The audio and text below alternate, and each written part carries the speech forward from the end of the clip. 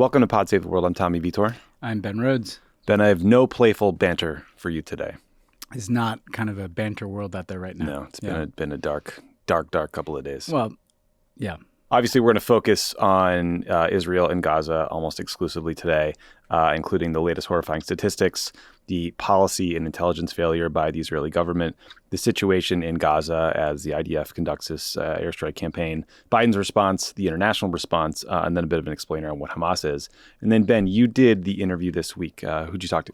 I talked to Gregg Carlstrom, who's the Middle East correspondent for The Economist and a really great Twitter follow on a website that's been unusually bad. Honestly, great. Yeah, but he's the one to follow. We talked about the kind of political dynamics in Israel. Where is that going? Is there going to be a unity government? How is Bibi in trouble? We talked about the Palestinian leadership and how we got to this moment, why Hamas is doing this, how weak the Palestinian Authority is.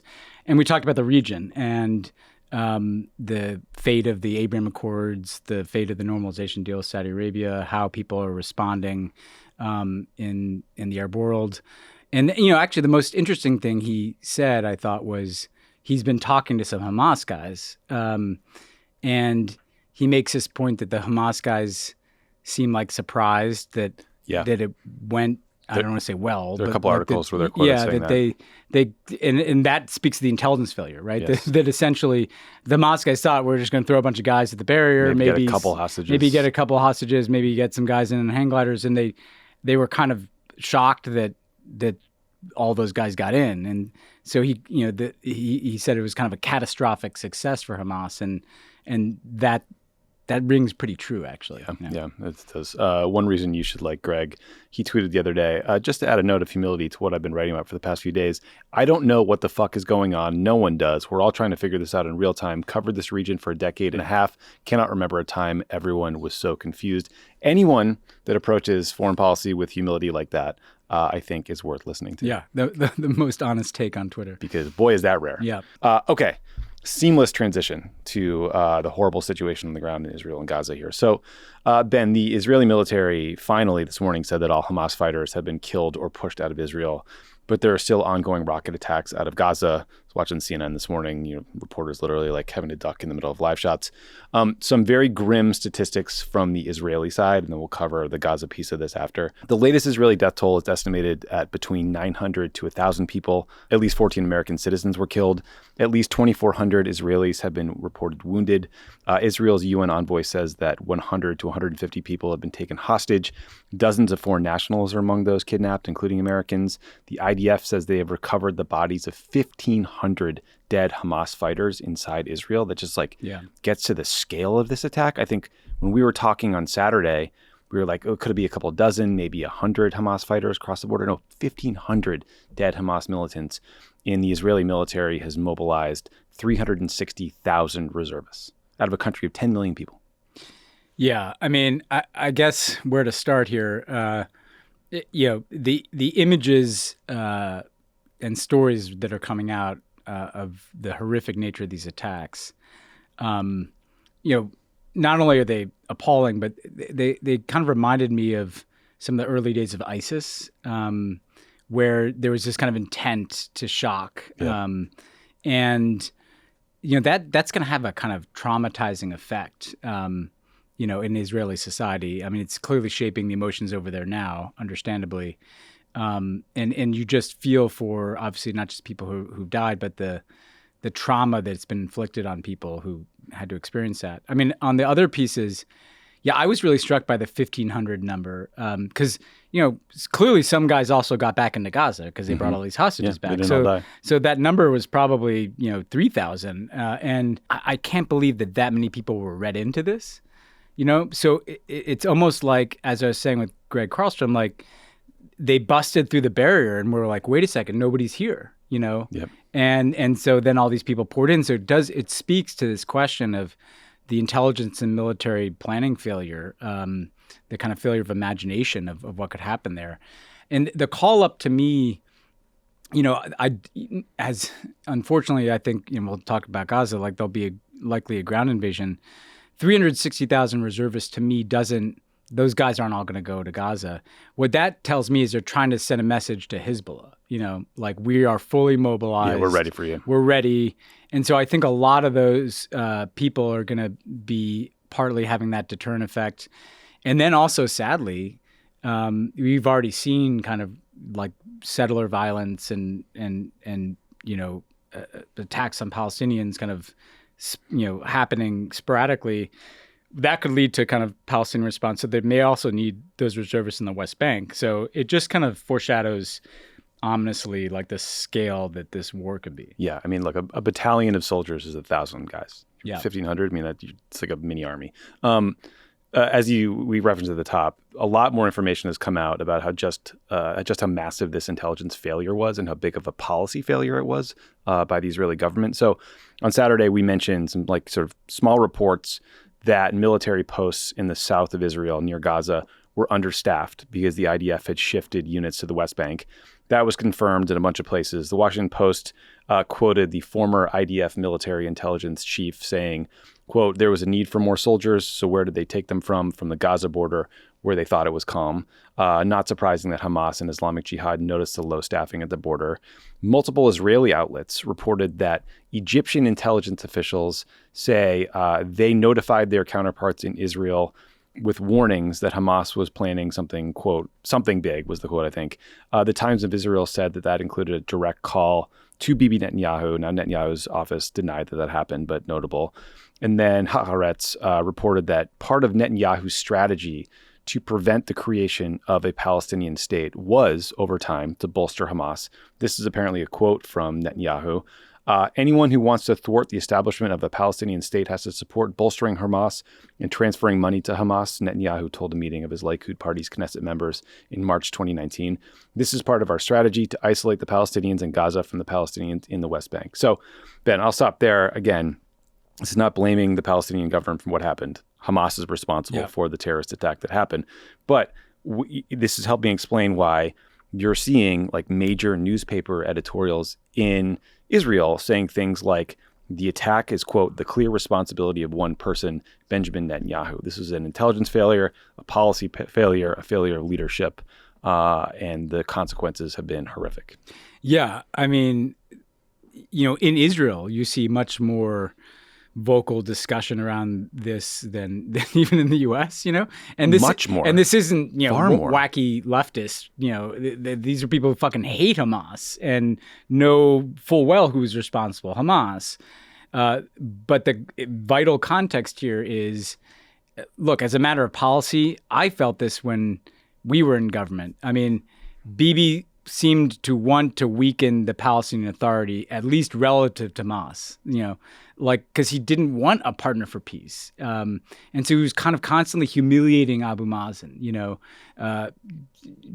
settlement announcements right after meetings, things that made Abu Mazen, the leader of the Palestinian Authority, look feckless. That's what we'll call Mahmoud Abbas. Yeah. When you're in the biz. Sorry. And at the same time, Hamas is who he wants to be the face of the Palestinians, right? Because it justifies repression, and so that wasn't that wasn't hard to figure out that was kind of the play that he's pursued as a matter of policy for a long time. But the degree of failure around, I mean, Tommy, you're I think buddies with Amir Tabone, right? The Haaretz reporter who was. He tells this harrowing story of being 9.5 hours in the safe room with his two kids under 4. And he has this very powerful line where he's like, we were alone. And he was, you could tell, like really angry about it. Like, where was the military? And you would think there'd be more IDF near the border of Gaza, but because these lunatics in the government have empowered these settlers and there are all these skirmishes in the West Bank, they sent those people up there. And that's just what happened, I mean, we don't know the details of the Egyptian warnings. We do know that the military kept warning him that the protest movement, the judicial coup was kind of threatening unity, and that created vulnerabilities. So this is pretty clearly something, Bibi Netanyahu has to answer for. And I think that the sad thing is, even though Israelis will rally together and have rallied together, I wish they had better leadership for their sake. This is not me because I don't like the guy. I look at this and I'm like, man, I wish these people deserve better. Yeah, no, Amir T-Bone's an amazing reporter for Haaretz. You should follow him on Twitter. He's been on the show before. He moved to that community. I talked about this on Pod Save America. He moved to a community right near Gaza because he was so inspired by his time he spent there when he was covering them in the wake of another clash because the people are so committed to peace. Yeah. And so he moved to this community and he said like the kind of deal that was struck with the Israeli government was having communities along the Gaza border kind of help protect the Israeli border. But in return, you're supposed to get security. You're supposed to have IDF support.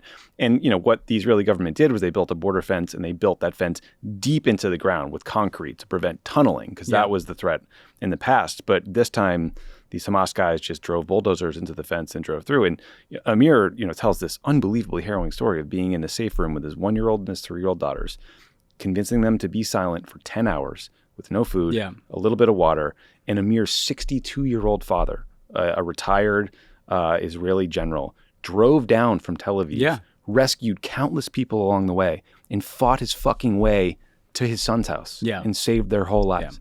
Yeah. I mean, it's the most unbelievable story I've ever heard. Yeah. I mean, like I told Amir, like whatever the Congressional Medal of Honor is, like his father should get it.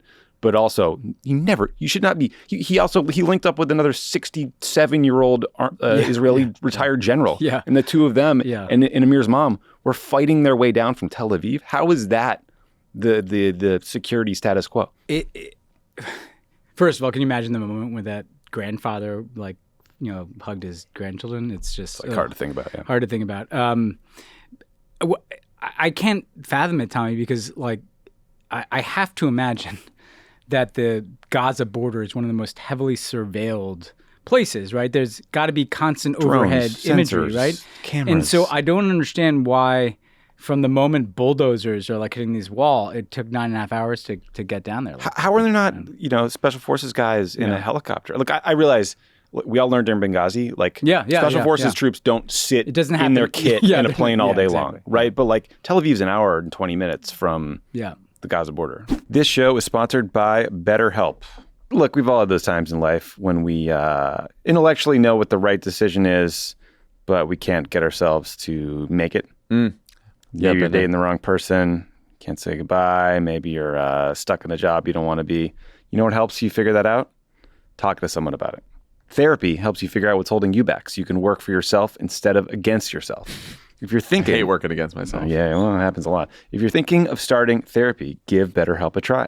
It's entirely online. It's designed to be convenient, flexible, and suited to your schedule. Just fill out a brief questionnaire to get matched with a licensed therapist and switch therapists anytime for no additional charge. Listen, everybody, you all need some therapy out there. Everyone's gone through a hard time. Everyone could use someone to talk to. If you are thinking about trying therapy, give BetterHelp a shot. It's worked for countless people, and it'll work for you too. Make your brain your friend with BetterHelp. Visit betterhelp.com/crookedworld. Go today to get 10% off your first month. That's BetterHelp, HELP.com/crookedworld. Pod Save the World is brought to you by Indochino. Look, there's a lot of things you got to consider when you are styling up. You got to think about the fit, the proportions, the self-expression, the color scheme.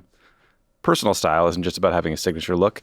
Fall is the perfect time to add new layers to your wardrobe. Elevate your closet with Indochino for custom-made-to-measure pieces at an off-the-rack price. This season, Indochino has new colors, fabrics, and styles to choose from classic suits to special occasions to head-turning outerwear for your sidewalk stride. The customization process is easy, whether you're looking for something bold or timeless. They have all kinds of fabrics, colors, and outerwear styles. It's easy to create your fall look. Their unique process allows you to choose the exact customizations you want, from buttons to vents to pockets and lapels. You say how you want it, and that's how they'll build it. Submit your measurements online or book a showroom appointment to work with an Indochino expert style guide in person.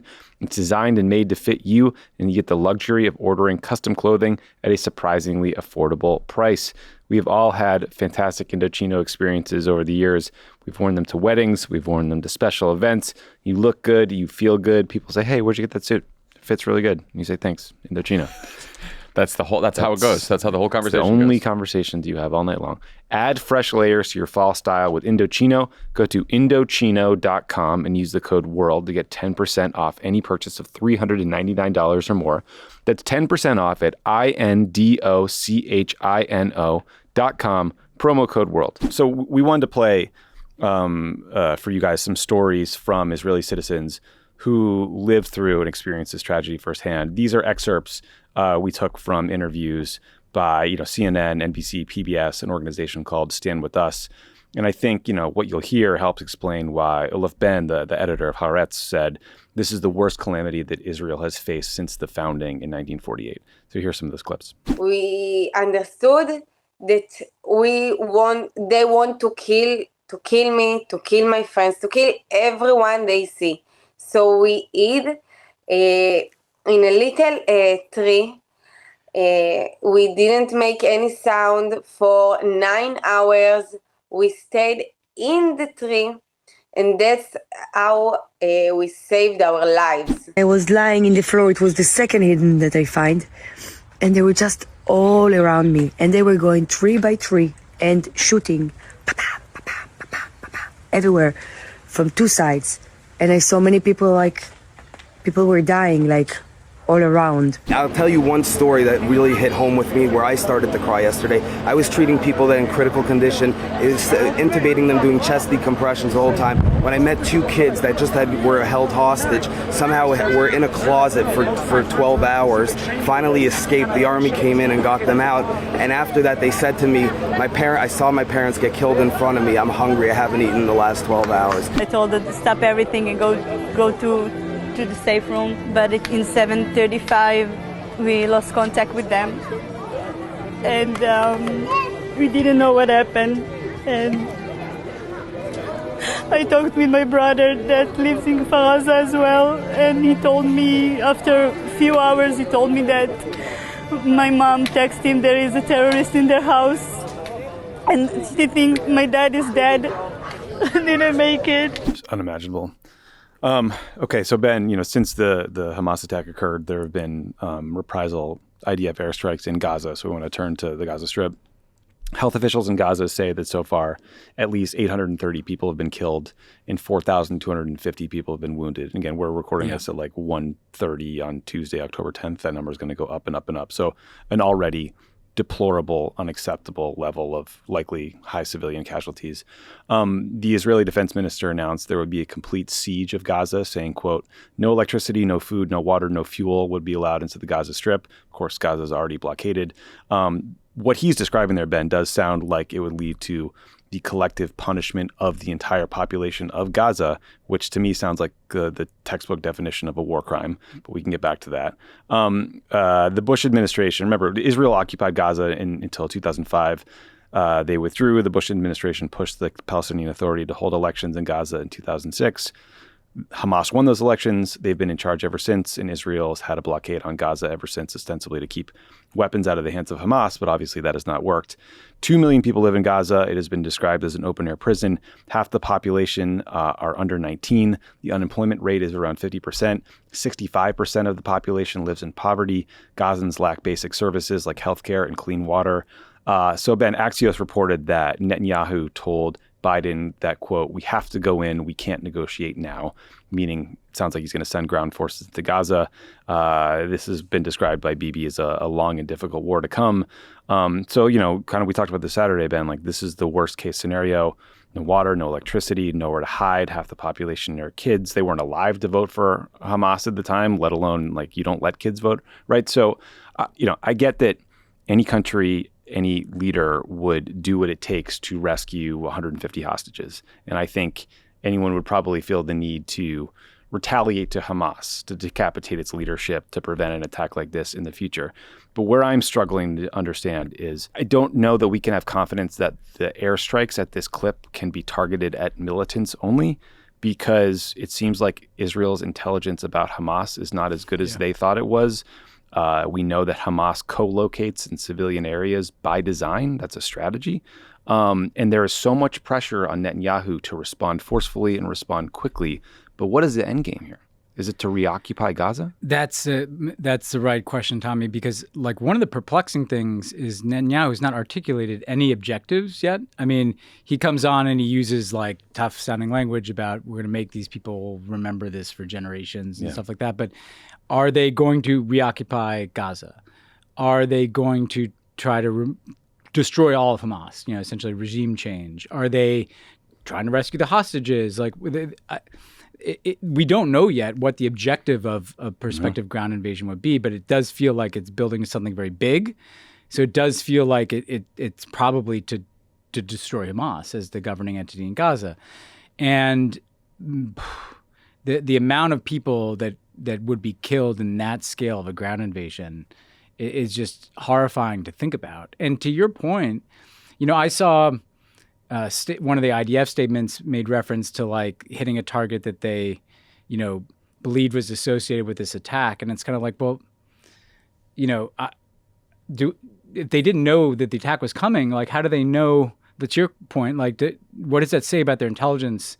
You know, if you miss something that big, how do you know the address of all the Hamas military wing members, you know, when they've obviously been moving around? And you see already these apartment buildings destroyed where obviously not everybody could possibly be Hamas. And look, if we're all understandably and should be incredibly impacted by hearing innocent Israelis describe losing a loved one, I'm going to be horrified and already am that there are innocent people losing their loved ones in Gaza who are just as innocent as the Israelis. Like these are not like the whole city of 2 million people and 1 million who are children are in Hamas and you know living in Gaza doesn't mean you support Hamas. Hamas governs by force and coercion, by repression and corruption. People are probably fucking sick of them for all kind of reasons, you know. And like, look, if you conduct a siege of Gaza, I guarantee you that the guys with the guns, the Hamas guys, will be the first in line to take whatever remaining gas and water and food is there. The women and children are going to be last, right? Like they're going to be harmed first. Yeah, and when you cut off electricity, right, that's cutting off power to hospitals. I mean, you know, there's a reason that after World War II, you know, people got together and were like, you know what, we need some rules, some laws around war, and the principal rule is that you don't have collective punishment. You go after military targets. And look, the U.S. has not always followed that rule in Vietnam. So, you know, Israel is not being singled out as the only country that does this, but to essentially announce a policy of collective punishment that, you know, that's a very ominous. And the rhetoric was like, these are animals. These are we'll wipe them out. It's dehumanizing. Dehumanizing rhetoric, and that's what people have to tell themselves to convince themselves to do horrible things. And look, like, you should care about that for a humanitarian purpose and just a human being purpose and a moral purpose. But also, it's bad policy. This policy of just no political track at all and eviscerating the two-state solution didn't succeed in protecting Israel. You know, so it's a sincere. I know people will not agree with the idea that there should be any restraint here whatsoever, but it's both out of empathy for the people who did nothing wrong in Gaza, but also it's about what is the more sustainable and better way to protect Israel. And is it through some kind of ultimate agreement with Palestinians, or is it just this constant cycle of violence? Because there are 2 million people there, and you're either going to have to displace all those people, you know, or what, or this somehow does repeat, you know? Yeah. And also, like, if you want those the hostages to survive, like indiscriminately bombing the Gaza Strip seems like a very scary course of action. Yeah. But so, you know, look. But that said, we should say, like, decapitating, destroying the military wing of Hamas that did this, like, there are very legitimate military objectives that Israel has every right to pursue. Unfortunately, it feels like it might be going in a different direction. I agree. So President Biden delivered remarks again on Tuesday about the situation. Here's a clip. Like every nation in the world, Israel has the right to respond, indeed has a duty to respond to these vicious attacks. I just got off the phone with a third call with Prime Minister Netanyahu, and I told him, the United States experience what Israel is experiencing, our response would be swift, decisive, and overwhelming.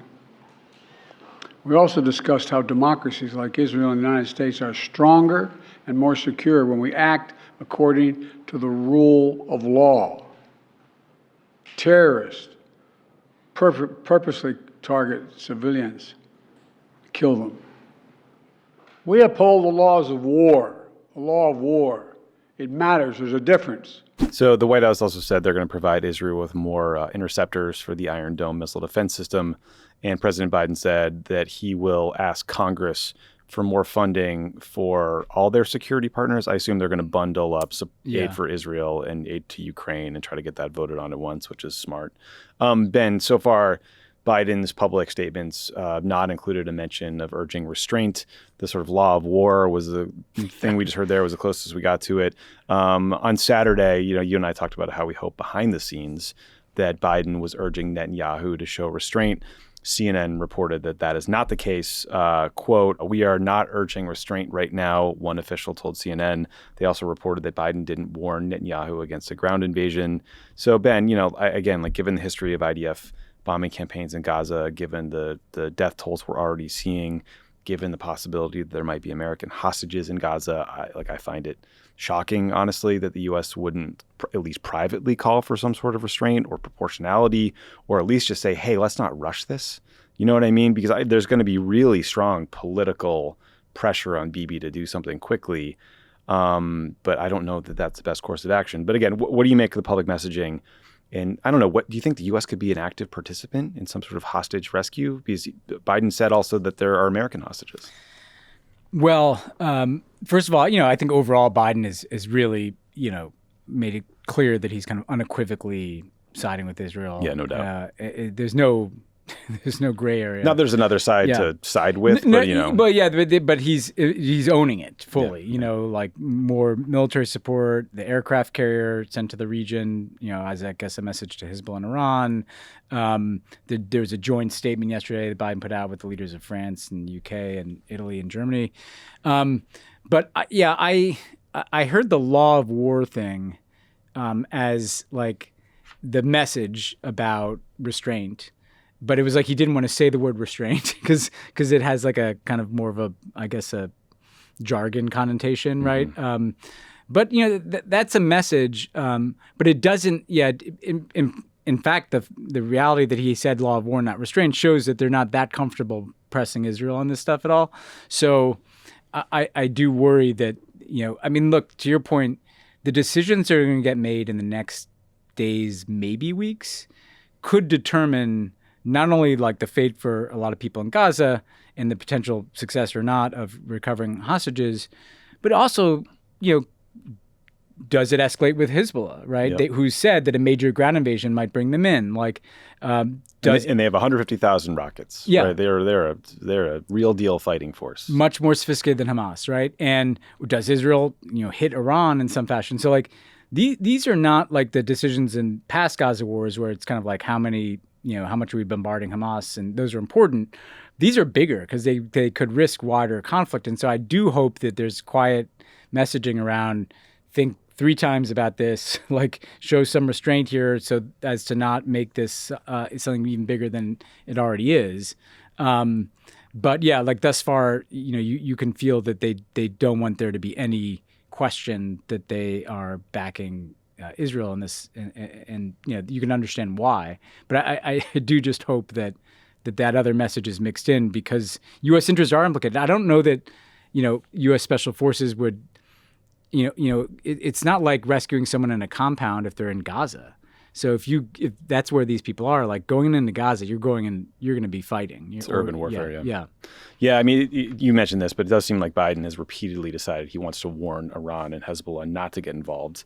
Interesting to know what kind of is backstopping that warning, sort of what the consequences might be. Or what the intel they're seeing is. Yeah. You mentioned they moved the USS Gerald Ford Carrier Strike Group to the Eastern Mediterranean. That's a big-ass aircraft carrier.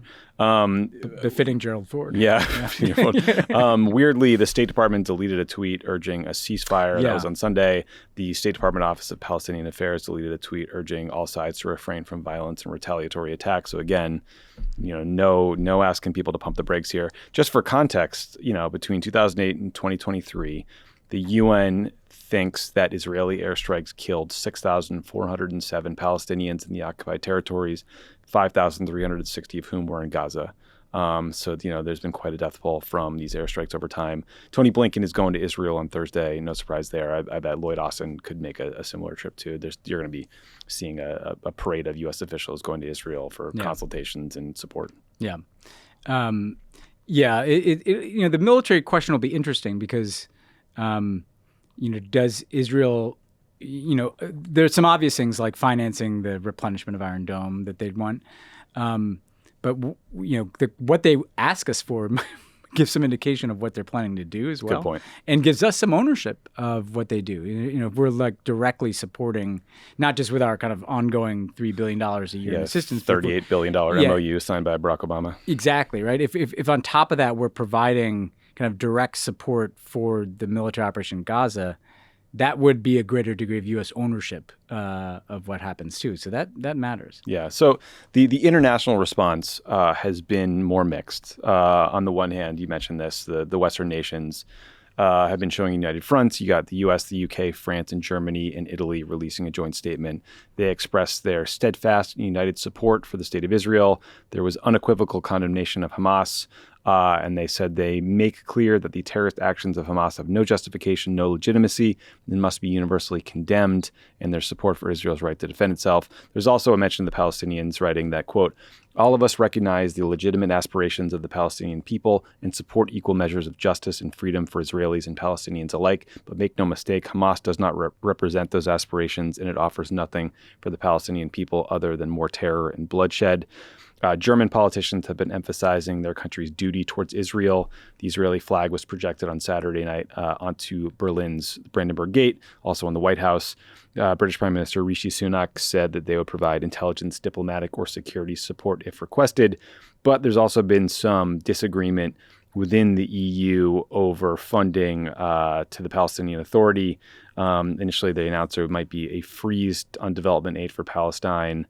That was then unfrozen, seemingly. I'm not totally sure where we are with that, but we shall see. Then the Saudis, Qataris, and Iran basically said Israel is to blame for the attacks. Iran actively celebrated this attack. The Mexican government didn't seem to condemn there's a couple Mexican hostages too, so it's very complicated. But anyway, Ben, what do you make of this global response? I should also mention that there was no condolence message, no phone call to Netanyahu from Vladimir Putin, and then kind of a neutral statement from his spokesman. Yeah. Well, to start on Putin, I mean, first of all, Netanyahu spent a lot of years investing in this relationship with Putin, right? To the point that in his campaigns, he literally had billboards with him standing with like Putin, and what we've learned is Russia's not a friend you can count on, and the reality is that Russia stands to gain a lot from this. Like part of what I worry about is the more chaotic this is, the bigger this war is, the better it is for Russia. It just kind of takes the eye off Ukraine. The U.S. gets more refocused down in the Middle East, and oil prices go up, and that enriches him. So Putin has every interest to be kind of a chaos agent here. And that's why when people are asking about Iranian support for the attacks, you almost wonder about, I mean, the Wagner Group, I think, trained some of these Hamas guys, so that there's some fingerprints. I'm not suggesting that they trained the guys literally in this assault, but there was a relationship there in the past. So that was ominous from Putin in the sense that, he's very close to the Iranians and they might have an interest in stirring up some more shit. The Saudi statements have been interesting because in addition to kind of putting degree of the blame on Israel, they've also clearly put out that we were trying to tell them in the normalization talks that you got to focus more on the Palestinians. And I don't know whether to believe that or not. The Saudis have some reason to be spitting that now, but if they were saying that, that's interesting. And then I don't know. I think generally speaking, Europe has lined up as you'd expect behind Israel. This weird thing with the aid, which was a manifestation of that, made no sense because the Palestinian Authority had nothing to do with this attack. I mean, nobody's saying that. And that's who this money goes to. It doesn't go to Hamas. Some of it, I think, goes to the UN agency that's operating in Gaza, why would you cut those people off now? There's going to be huge humanitarian needs, right? So that was just the wrong way to express solidarity. It doesn't help Israel to starve the Palestinian Authority more. That's part of the problem here, right? Is that Hamas got more empowered relative to them. So what will be interesting to see is in China I noticed studiously neutral and basically said we're not taking a side here. What'll be interesting to see is if there is a very bloody conflict in Gaza. That's when you want to see, are there cracks in that European support? Do Russia and China start to try to take more advantage of this in the global South with their message that, look at the Americans, they're hypocrites. They complain about what Russia's doing in Ukraine, and then the arguments you'll hear, and does that kind of inflame Arab opinion a bit? Now you'll hear in the interview, Gregg says, there's a lot of support for the Palestinians out there, but there's also some deep revulsion at the videos of what they've done. And so I think Israel currently has a lot of sympathy, but the question is how durable is that if things go really badly and from a humanitarian perspective? Yeah. I'm also watching kind of how durable the Abraham Accords deals are, right? Like Bahrain, Morocco, Sudan, the UAE. Will these Abraham Accord agreements, the normalization agreements, endure a really bloody fight in Gaza? I don't think we know. No, and you just can't really argue anymore that those were peace deals, because as we've been reminded, that's not where the conflict is, and so at a minimum, I think it ends the notion that, that is somehow a substitute for an Israeli-Palestinian agreement. The dumb fuck Jared Kushner theory of the case, which was like you get Israel to make peace with all of its neighbors, and then the Palestinian part of it solves itself by giving them basically no territory, no piece of Jerusalem, and just screwing them over every way possible. Obviously, that's manifests into a situation like this. Yeah, no, they want to move. I mean, what's interesting is I saw some Israeli, I think, security voices saying, well, maybe Egypt should open up that blockade to allow people out, which on the one end may sound like a humanitarian point, but also maybe, let's get, make them refugees. And I don't know. We'll have to see where it goes. Yeah. So we also thought it might be helpful to do a little bit of an explainer on what Hamas is. So Hamas, the organization, was founded in 1987 by a guy named Sheikh Ahmed Yassin, who was a Palestinian refugee living in Gaza. He'd spent a bunch of time in Israeli prisons. Hamas is an acronym for Islamic Resistance Movement. It's an offshoot of the Muslim Brotherhood, but one focused on Palestinian nationalism. Its leadership today is fragmented both politically and geographically. They've got the militant wing inside Gaza. There's this like diaspora leadership in Palestinian refugee camps in Lebanon and political leaders in Qatar. Their goals are not subtle. They want to establish an Islamic Palestinian state that includes all of Israel, all of the West Bank, and the Gaza Strip, so no coexistence with Israel. The U.S. designated Hamas a terrorist group in 1997. The EU and other Western countries have followed suit. As we mentioned earlier, Ben, the Hamas won those parliamentary elections in Gaza in 2006, but then they violently took control of the full Gaza Strip in 2007. When, by the way, the Bush administration insisted that there be an election. Freedom Agenda. Yeah. Thank you, George W. Bush. The Freedom Agenda was Hamas winning a majority of parliamentary seats and then sending armed gunmen to the Fatah, their political opponents' headquarters, and taking it by force. So you'll often hear, counterterrorism experts talk about the fact that Hamas and Hezbollah in particular have different elements. There's like a political offshoot. There's a militant offshoot. In Lebanon, there's literally like government ministers and members of parliament who are Hezbollah. Hamas provides some limited social services in Gaza as well, but they have a very violent militant wing that has conducted suicide bombings, rocket attacks, now this attack. The State Department estimates that Hamas gets about $70 million a year from Iran. Iran also helps them build rockets, drones, and plan operations. Qatar and Turkey have backed them in the past. So Ben, I think a year or two ago, you probably would have heard people debating whether Hamas was moderating and trying to become more purely political. This seems to have put that idea to rest. I think Biden today compared them to ISIS, basically. So that's, the status quo. Yeah. I mean, on that point, one of the things that's always hard to get your mind around is that, nobody's a monolith, right? Not the Taliban's not, Hamas is not. Now, I think they're all assholes. I think everybody in Hamas is an asshole. But there was a political wing and a military wing, and I'm sure there are a bunch of people in the political wing who really cared about just being these corrupt, bosses in Gaza had no idea this operation was coming and probably aren't happy about it. And where they're going to die. Actually, some of them already have. I saw some of the political leadership has died. I'm not expressing sympathy for I'm just pointing out that this feels like an organization that had some compartmented decision making, to plan something like this. And so part of the reason why everybody's surprised, and this is something else Gregg says, everybody is looking at this and just shocked that this happened, that they pulled this off and that they did it.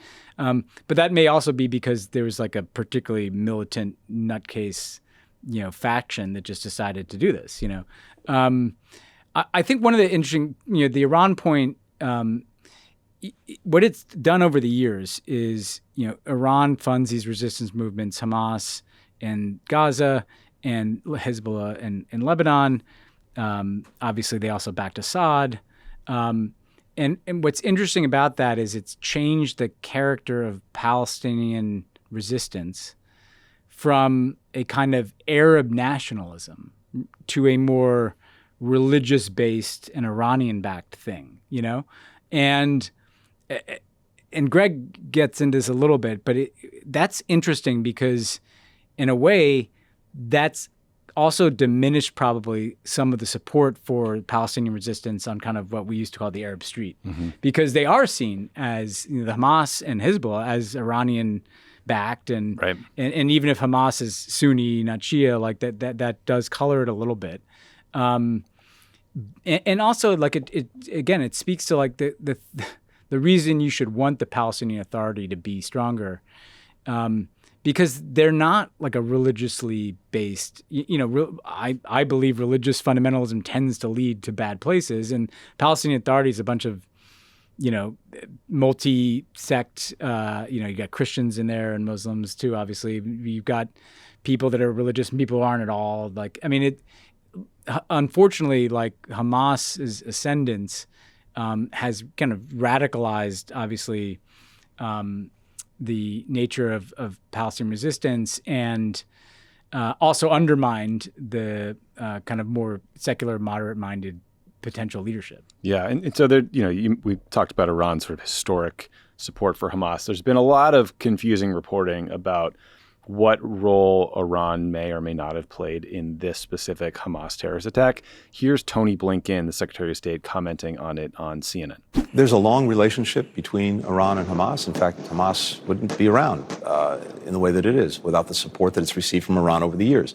In this specific instance, we have not yet seen evidence that Iran directed or was behind this particular attack, but there's certainly a long relationship. So, there were a couple reports, Wall Street Journal and the Washington Post basically talked to sources within Hamas, maybe sources in Hezbollah, maybe Western or Middle Eastern security officials who seem to suggest that there was a big meeting chaired by Iran where they were directing this. It sounds like the U.S. government is knocking that down to some extent, or maybe we just don't know yet. But, if it comes out that Iran was planning, funding, directing this attack, that shit gets real scary, because I think that Israel will feel the need to respond. Yeah. I don't buy it. I mean, it's not to in any way excuse Iranians who they fund Hamas. That's enough. They do have blood on their hands. Absolutely. But the Wall Street Journal report in particular, describe, there are two things that really jumped out to me. One is describes these meetings as kind of like terrorist super council in Lebanon, for something that was so tightly held. I mean, it's hard to have a meeting like that without the U.S. or Israel seeing it. That's what I would think, yeah. It just felt like, and that, you saw the U.S. and Israel knock it down. But then the other thing, there was even a detail in there about the Iranian foreign minister being in some of these meetings. I'm sorry, everything I've ever learned about the Iranian system, including my 8 years as an intelligence consumer, the foreign minister of Iran is not involved in any of this stuff. Yeah, that'd be right? RGC guys. Yeah, and that's not because the foreign minister's a good guy. It's because the IRGC people want to own this. They don't want the fucking foreign ministry people poking around their accounts, So the inclusion of the Iranian foreign minister, it felt off to me. Now, again, that doesn't change the fact that they should scrutinize the Iranian role, and that gets very sensitive very fast too, because does Israel feel the need to hit Iran? Which again, triggers a conflict that might burn Hezbollah, and suddenly this is a different scale war. Yeah. So a couple quick things. Things we didn't get to cover today because we were focused on this. There's allegations that Bob Menendez, senator from New Jersey, might have covered up his wife killing someone with her car. Very weird story in the New York Times. There's a report that Trump gave nuclear sub-secrets to an Australian guy in Mar-a-Lago who then told everyone he knew.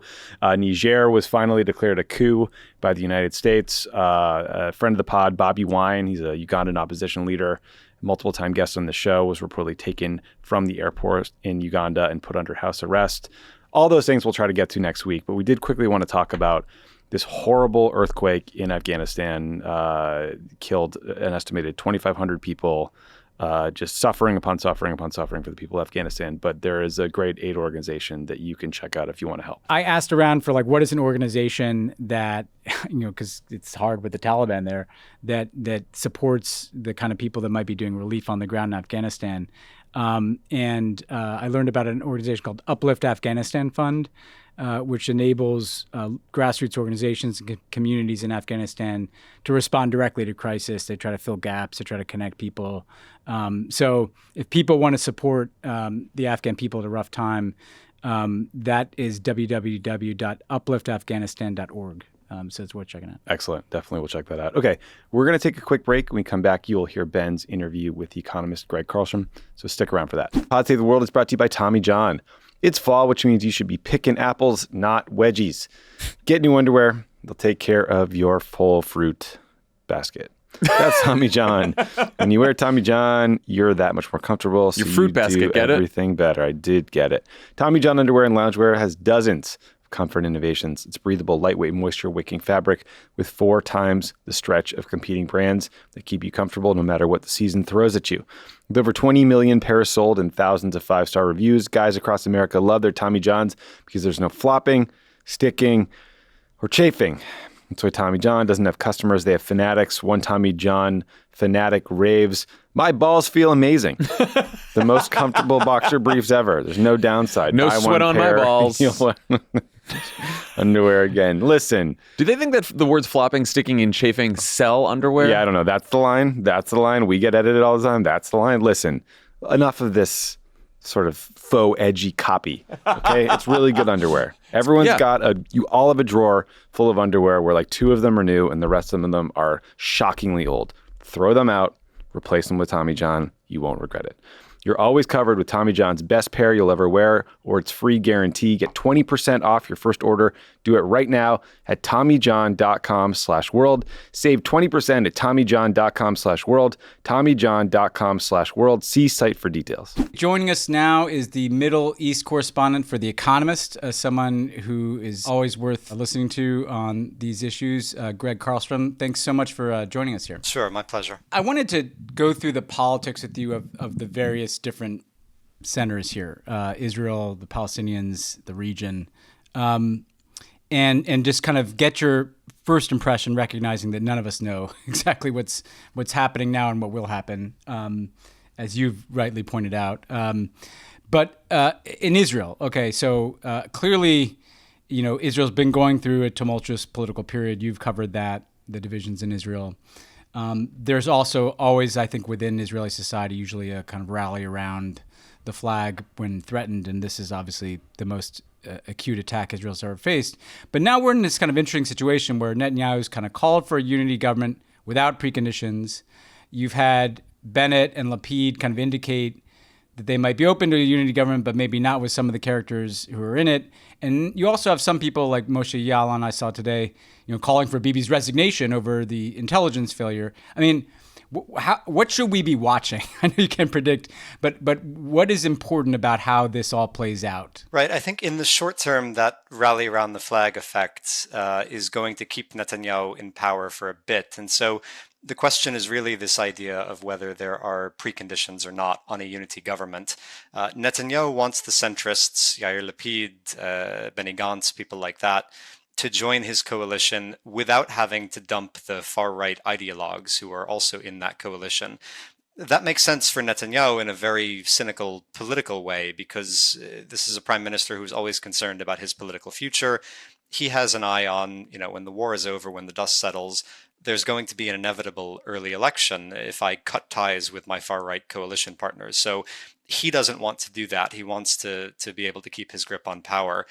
On the other side, for Lapid, to join this government with the likes of Ben Gvir and Smotrich and these sorts of people, he would be legitimizing a government that he and his supporters have been protesting against all year. On the other hand, if he doesn't join, the rhetoric is going to be, well, look, the center left doesn't want Israeli unity. They're playing politics at a time of war. So this is meant as a poison pill. When Netanyahu says join with no preconditions, he means this to be a poison pill for people like Lapid. You have no good options here. Either you can join this coalition, legitimize it, probably have not much say over government policy, or you can stay out and then I can beat up on you for staying out. It puts him in a very difficult position. Having covered this, what part of what was so striking in the recent, judicial episode is that you had senior figures from the military or ex-military and intelligence really out of step with Bibi. Is that something, there's a rally around the flag thing happening now, of course, but should be we watching the kind of civil military relations in Israel, given how kind of toxic some of that seemed to get as this plays out and some very hard decisions have to be made? It's interesting. If you look at Bibi's career, you can say it's been very striking over the past year how the military and the security services seem to break with him. But if you go through a list, actually, of the former army chiefs or Mossad directors who served under Netanyahu, it's remarkable how many of them wind up being really vocal critics of the prime minister. He falls out with all of his security chiefs because basically when things are going well, he takes credit. When things are going badly, he blames it on the army. He blames it on the intelligence services. He's trying to do that now, but I think it's not going to work as well now because this is the most spectacular security failure in Israel's history. Do I think we're going to get to a point where there's a complete breakdown in civil-military relations? No, I don't think we're going to get there. I think what's going to happen is for a lot of Israelis, this is just going to bring them back to, at the end of the day, the most trusted, the most credible entity for most people in Israel is the army. This is something that so many Israelis serve in. It's something that so many Israelis respect. Obviously, there are some questions now about what seems like a very bungled handling of Gaza and of the tactical response on Saturday. But I think Netanyahu trying to shift the blame to the security services isn't going to quite work in this case. I think people are going to hold him personally responsible for this. Yeah, no, that'll be really interesting to watch as this transpires. Well, looking at the Palestinians, it felt to me like the Palestinian Authority was weaker than it ever had been before this took place. No progress in Palestinian statehood, kind of this corrupt, elderly, sclerotic leadership in Ramallah that felt totally out of touch with everything. Now Hamas has cast the die here, but it's also, I think, going to be, pretty relentlessly pursued, if not dismantled, by Israel. What do you look for in terms of this vacuum in the Palestinian leadership? Is there just no other alternative than the PA? Could something else emerge? Did Hamas succeed in putting itself at kind of the vanguard of the Palestinians? How do you assess what we should be watching there? There is no alternative, and that's partly due to choices that the Israeli government has made over the past decade and a half. The big question now for the Israeli government, for the Israeli army, as they're talking about whether to do a ground invasion of Gaza is what then? Even if you go in and manage to uproot Hamas, what happens after that? The Palestinian Authority, I think, is entirely too weak to come in and exert any kind of control there. If you look at polls of what Palestinians think, a plurality of Palestinians and a majority of Palestinians in Gaza want to dismantle the PA because they think it is nothing more than it's a vehicle for corruption and it's a subcontractor for the Israeli occupation. So it has no popular legitimacy anymore. So I don't see any scenario where it can come in and take over. And this is what is I think especially grim about this moment is part of the reason it's so weak is because it's shot through with corruption and it's entirely its own fault. But part of the reason also is Netanyahu has had a very clear policy as prime minister over the past decade and a half of trying to, on the one hand, weaken the PA, refusing any kind of negotiations about a two-state solution, imposing economic sanctions on the PA, for example, when they wanted to join the International Criminal Court, imposing sanctions on them. So he's tried to weaken the more moderate Palestinian body. At the same time, he has boosted Hamas because he treats it as a negotiating partner. They talk about prisoner swaps in 2011 for Gilad Shalit. They've talked about various ways to ease slightly the blockade on Gaza. He's willing to negotiate with Hamas in a way that he's not with the PA. And so what message does this send? Broadly, this sends a message that if you are moderate and open to negotiations, you get nothing. And if you are militant and willing to every couple of years fire a lot of rockets at Israel, we talk to you like you're a legitimate sovereign. And so, again, some of this is the Palestinians' own fault, but some of this goes back to Israeli policy under Netanyahu. Yeah, no, I mean, I want to get to the region in a second here, but the one of the many tragedies that I see here, right, is that however big this war gets, and it could get much bigger, on the back end of it, there's still going to be millions of Palestinians living in Gaza and the West Bank. There's no like the absent people coming in to just building an entirely new Palestinian leadership and having a totally different mindset in the Israeli government about a two-state solution. It's hard to see any pathway to some kind of political process that can lead anywhere, right? I mean, it would have to kind of start from scratch, essentially. Yeah, it almost does at this point. There haven't been elections in Palestine since 2006 was the last parliamentary election. 2005 was the last presidential election. The median age for Palestinians is about 18. So that means the last time they had a chance to elect their government, most Palestinians weren't even born yet at that point. And they're saddled with this leadership that on both sides, Abu Mazen in Ramallah does not want to hold new elections because he's worried about losing. But equally, Hamas in Gaza at various points has not wanted to hold elections because they don't want to lose their grip on what they control in Gaza. So you have the situation where there's no chance through elections to change your leaders. And there's also an entire generation of old men in the Palestinian leadership who don't want to give up their grip on power. You know, Abbas is 87. He's probably going to die in the next few years, but he will give way to one or several potential successors who are old, who come from an older generation, who don't represent what is a very young population. You talk to a lot of young Palestinians and they say we're basically just waiting for all of these people to die off, because until they do, there is absolutely no chance of having any kind of different political approach here. Yeah, well, so to step back to the region, part of what's happened in recent years, and we've been critics of them on this podcast, but you had the Abraham Accords, these normalization deals with Arab autocrats kind of cast as peace agreements, even though they're with governments that Israel wasn't at war with. But essentially, the idea is that you could ignore the Palestinians, essentially, cut some deals with these guys. Maybe they could sprinkle some money around the West Bank that probably line the pockets of the PA anyway, and call it a day, right?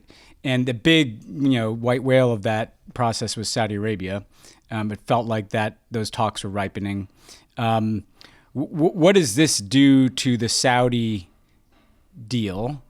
And also, what does it do to the whole concept? I mean, that is selling these agreements as peace agreements and as a resolution of the Arab-Israeli conflict. I mean, near-term Saudi deal, but also just stepping back, like, what do you think this does to the Abraham Accords? On a Saudi deal, I don't think it completely forecloses making a deal, but I think it kicks it off a ways down the road. I mean, the line that you always heard from Washington throughout this year was that if America doesn't get this done by the end of 2023, it's not getting done under Biden's first term, because 2024, Washington is consumed with elections. It's not the time where a big foreign policy initiative is going to get done.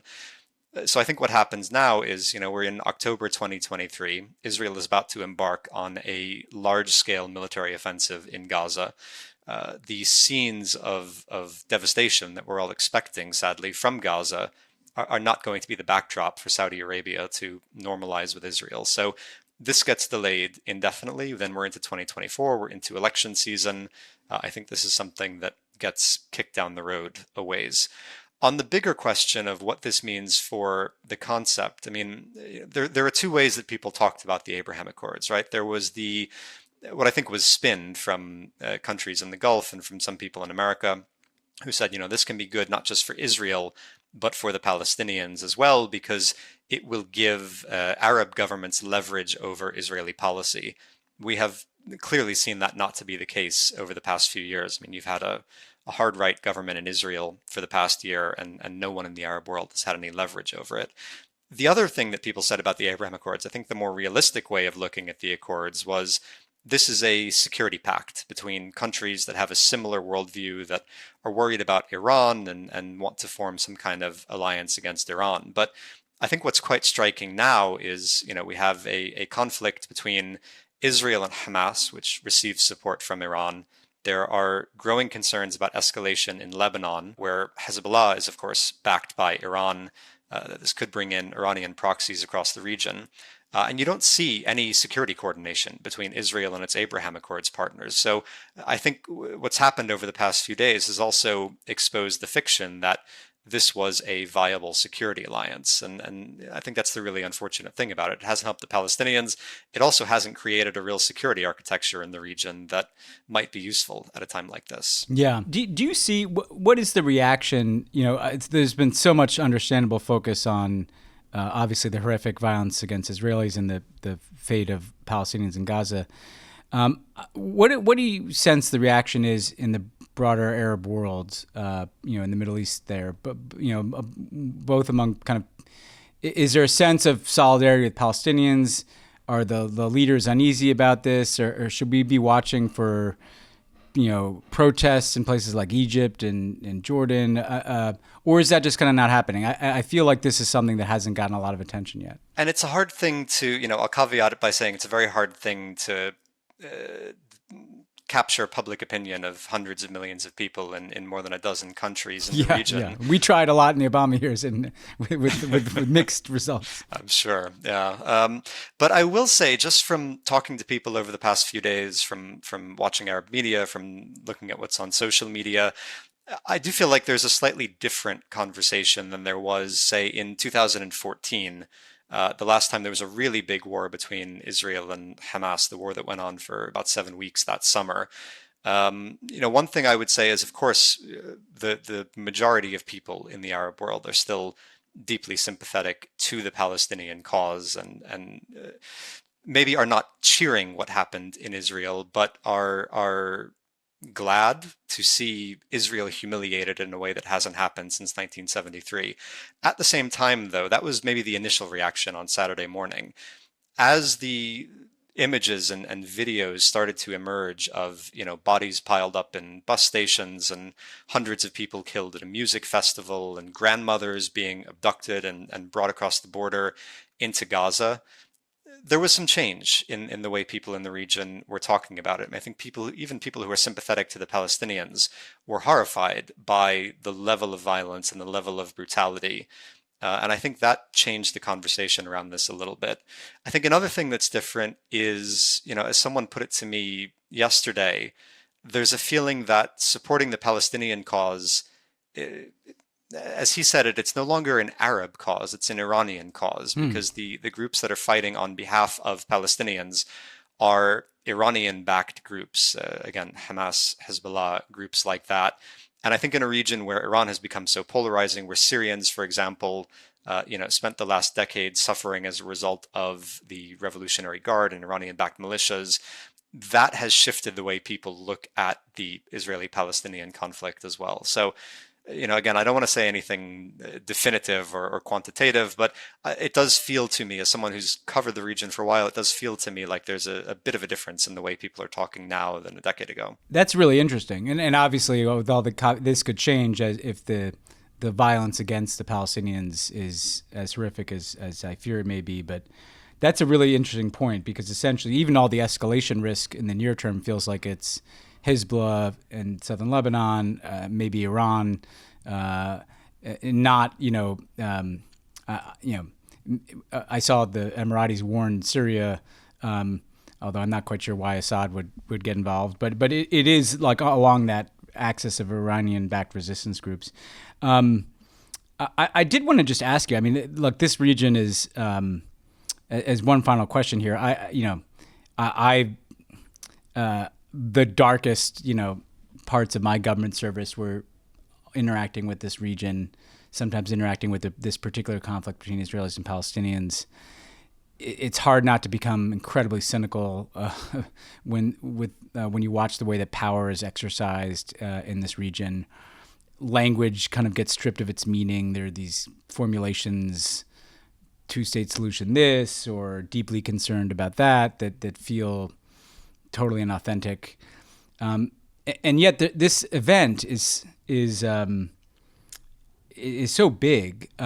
I'm just wondering how you, as someone who kind of lives in and follows this part of the world, do you feel like you're even able to absorb it? I mean, what has just been your personal reaction to seeing a conflict that we all knew, could blow up, but maybe still seeing it blow up is hard for us to get our heads around? I mean, how are you just processing this? I think people use the word unprecedented a lot, but this really is unprecedented. Waking up on Saturday morning to not just the reports of thousands of rockets fired in one morning, but these fragmentary reports in the early hours of this that militants had crossed the border and taken over various towns in Israel. This is something, as a journalist who's been in the region for a decade and a half, who lived in Israel for years, not something I ever would have imagined. And the 3.5 days since then have just been this constant struggle to try and figure out what is going on, why it's going on. And no one has an answer. We've talked with, for example, various Hamas officials over the past few days, trying to get a sense of what the strategy was here. What did you hope to achieve by doing this? And you don't really get a good answer to that. And it makes you wonder, was this, the term catastrophic success, something that worked better than you intended and ends up having very negative consequences? You wonder if even they expected that the results of this were going to be as bloody and as gruesome as they were. Then you talk to Israeli officials in the days since, and you ask them, it looks like there's a buildup for a ground invasion in Gaza. You've mobilized 300,000 reservists. You're moving all sorts of military kit to the border. But what's your plan? That old David Petraeus line from the Iraq War, tell me how this ends. Tell me how this ends. What are you trying to accomplish in Gaza? And they don't know. So there's this feeling that aside from the immediate human catastrophe, first in Israel and then in Gaza, that we've seen over the past 3.5 days, there's just this very ominous feeling of no one knows where this goes. And you feel like, there's often a predictable, a very sad, but very predictable script in this region. We've thrown that script out the window now, and I don't know where any of this is going, and no one knows where this is going. No, I think that's a very good note to end on. That's very well said, because there's just something ominous about this, and there's so many ways that this can escalate beyond what we can even think of, right? I think about the holy sites. I think about the West Bank. I think about just all manner of scenarios beyond just the obvious Iranian ones. And the only thing you're sure of, right, is that innocent people are going to die, Israelis and Palestinians, and that's what makes it feel so. I mean, bad leadership. And in this case, obviously, Hamas is the one that had the catastrophic success, but no secret to people, I'm no fan of BBs, but, ultimately, it matters, well, look, I really appreciate you helping us sort through some of this. People should follow your work on Twitter, and The Economist, really one of the sharpest eyes on this part of the world. So thanks for helping us sort through this a bit. Thanks for having me. Thanks again to Gregg for joining the show. And thanks again to everyone who helped us sketch out and produce, and then also listen to the bonus episode we did on Saturday.